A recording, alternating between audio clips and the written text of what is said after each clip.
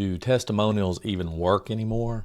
Well, not if you use them the way that most coaches tend to do. But if you want to double your business this year, let's look at how seven-figure coaches do it right now. All right, look, here's the first thing. Testimonials don't exist to prove that your offer works. That's where people get it wrong, because that should already be clear before someone ever even gets to this point. Testimonials exist to help someone decide if it'll work for them. Does that make sense?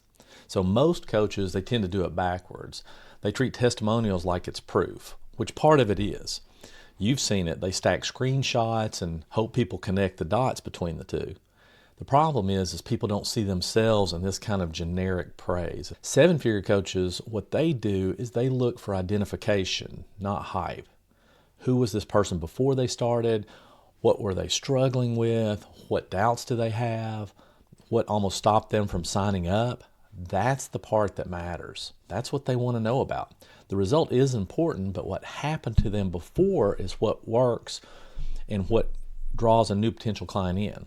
They hear someone describe their exact situation, their resistance starts dropping, because now they're not debating whether or not they should or shouldn't. Instead, they're starting to imagine what it would be like for them.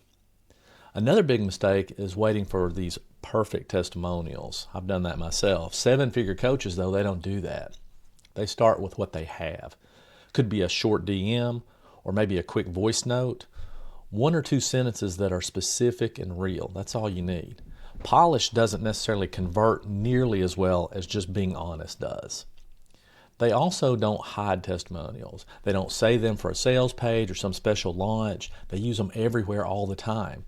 Emails, posts, DMs, anywhere and everywhere. It's really just repetition.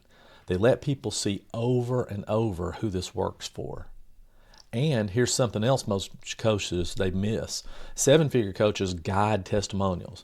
Not scripting, but more it's prompting. Questions like, what almost stopped you from joining? Or what surprised you the most? What changed faster than expected? That's where the good stuff really comes from. If all your testimonials sound the same, that's going to be a problem. So you want variety. Different people, different starting points, but really the same outcome. That's what builds confidence, and that's how testimonials work. All right, so you've got testimonials down. But remember, testimonials are different from proof. If you haven't watched that yet, go back and check out the proof video next.